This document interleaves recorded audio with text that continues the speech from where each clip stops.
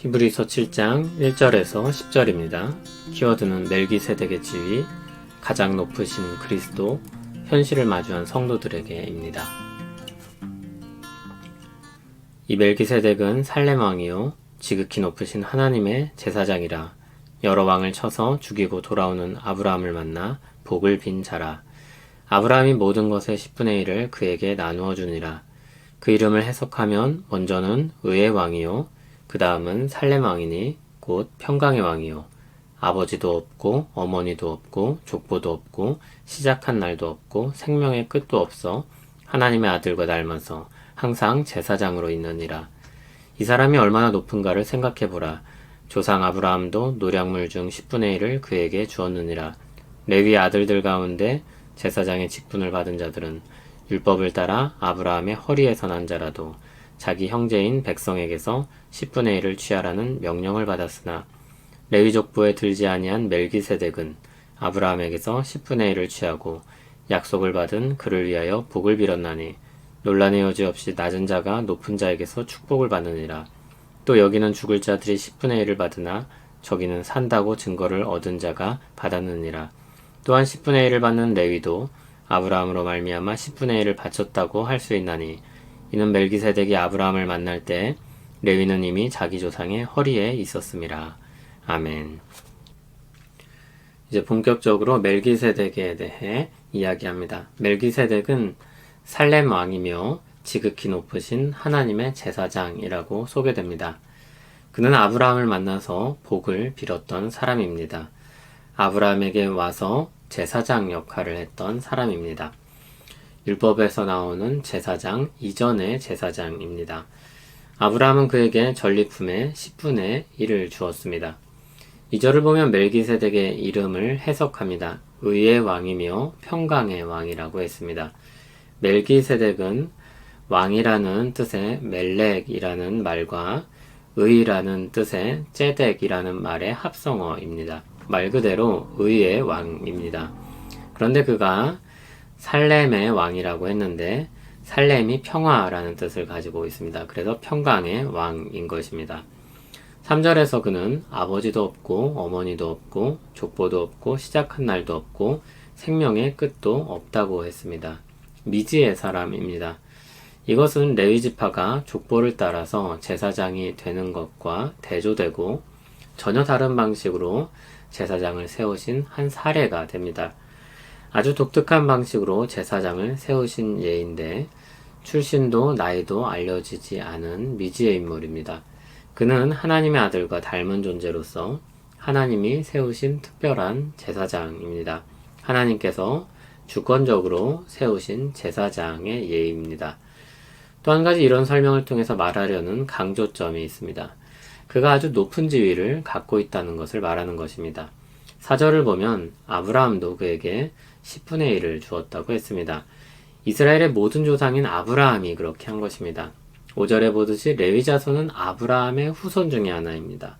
그들은 율법을 따라서 10분의 1을 취하는 사람들입니다. 6절에 말하듯 멜기세덱은 아브라함을 위해서 복을 빌었습니다. 그 의미가 7절에 설명되어 있습니다. 낮은 자가 높은 자에게서 축복을 받는다고 했습니다. 아브라함이 멜기세덱보다 낮은 자라는 것입니다. 멜기세덱의 지위가 레위 자손과 비교할 때 얼마나 높은지 우리는 알 수 있습니다. 이처럼 멜기세덱은 레위 이전 레위의 뿌리가 되는 아브라함 때의 인물이며 그는 아브라함의 자손도 아니며 오히려 그로부터 10분의 1을 받는 더 높은 지위의 사람인 것입니다.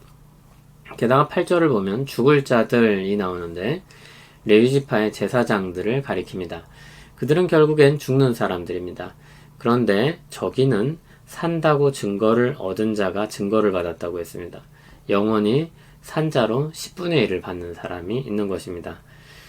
그는 영원한 그리스도를 가리키는 모형입니다. 9절에서 10절은 더 나아가서 레위 자손들이 아브라함에게서 나온 사람들이기 때문에 멜기세덱에게 10분의 1을 바쳤을 때는 레위 자손 역시 그들도 아브라함에게 속하여서 함께 바친 것이라고 말합니다. 레위 역시 멜기세덱보다 낮은 지위에 있는 사람이라는 것입니다. 멜기세덱과 같이 독특하고 높은 지위를 가진 분이 이제 이 땅에 오셨다가 하늘로 올라가셨습니다. 우리 주 예수 그리스도이십니다. 멜기세덱은 이를 위해서 하나님이 먼저 보내셨던 모형입니다. 그리고 우리는 이제 때가 이르러서 실체를 보았습니다. 히브리서는 모형을 통해서 그 실체가 무엇인지를 설명하고 있는 것입니다. 멜기세덱이라는 모형을 통해서 우리는 무엇을 알게 됩니까? 그것은 바로 그리스도께서 가장 높으신, 뛰어나신 대제사장이라는 것입니다. 6장에서 예수님께서 우리 앞서 휘장으로 들어가시는 대제사장이라고 말하면서 끝났습니다. 그리고 이제 대제사장이신 그리스도를 멜기세덱을 통해서 보여주고 있습니다. 멜기세덱의 지위가 높으면 높을수록 그리스도의 지위는 더욱 높아지는 것입니다. 그리스도는 멜기세덱이 보여주는 실체이며 가장 높은 지위를 가진 분이기 때문입니다. 우리가 공포를 느끼는 높이가 10m라고 합니다. 그 높이가 보통 사람들에게 두렵다는 느낌을 주는 기준입니다. 100m를 더 올라가면 어떨까요? 곱하기 10만큼의 공포를 느끼게 될까요? 아마 그렇지 않을 것입니다. 어느 정도 이상을 넘어가면 우리 감각은 무뎌지게 될 것입니다. 공포가 무한대로 커지지는 않을 것입니다. 높다, 더 높다, 아주 높다. 그 위에는 사실 무색한 것입니다. 그리스도의 높은 지위를 어떻게 하면 느끼게 해줄 수 있을까요? 당시 청중들에게는 레위 자손의 대제사장들보다도 더 높은 존재인 멜기세덱을 제시하는 것입니다. 우리는 구약 성경과 히브리서를 읽으면서 간접적으로 이것을 느끼게 됩니다. 눈으로 보고 귀로 듣고 손으로 만질 수 있는 것으로 당시에는 가장 높으신 그리스도를 설명했던 것입니다. 독자가 가늠할 수 있는 예를 통해서 하늘에 계신 그리스도에 대해 전하는 것입니다. 앞에서는 천사와 비교했습니다. 모세와 비교했습니다. 그리고 여호수아와 비교했습니다. 여기서는 멜기세덱과 비교합니다. 히브리서를 읽는 첫 독자에게 가장 높다고 여겨질 만한 대상들을 다 제시했습니다. 가장 높으신 그리스도를 말하기 위함입니다. 여기에 한 가지 개념을 더 생각해야 합니다. 이 가장 높으신 그리스도께서 우리 앞서 가셔서 우리를 휘장으로 들어가게 하신다는 것입니다. 그게 우리의 위로와 확신입니다. 그리스도께서 높으면 높을수록 우리 확신은 커집니다. 그리고 히브리서는 우리에게 다양한 방식으로 이 이야기를 해주고 있는 것입니다. 가장 높으신 그리스도께서 우리의 소망으로 우리에게 오셨다는 것입니다. 히브리서는 학교에서 책상 앞에 앉은 학생들을 위해서 쓰인 서신이 아닙니다. 오히려 우리가 주일에 설교를 들을 때처럼 오늘 우리 현실 속에서 말하고 있는 설교와 같습니다. 히브리서의 독자들은 핍박을 받고 있는 상황에 처해 있었습니다. 그런 가운데 믿음이 흔들리는 사람들이 있었습니다. 두려움과 불안에 빠지는 사람들이 있었습니다. 그런 그들을 위해서 우리가 믿는 바가 무엇인지를 이야기하고 그것을 통해서 힘을 주고자 한 것입니다. 우리 현실이 우리를 압도하려고 한다고 해도 우리 소망이신 그리스도는 그 모든 것을 압도한다는 것입니다. 구약 성경에 기록된 여러 말씀들과 구약 성경에 나오는 여러 높은 사람들을 통해서 그 누구보다 그 무엇보다 크신 그리스도를 제시하는 것입니다. 그리고 그분이 우리 소망이라는 것을 말하는 것입니다.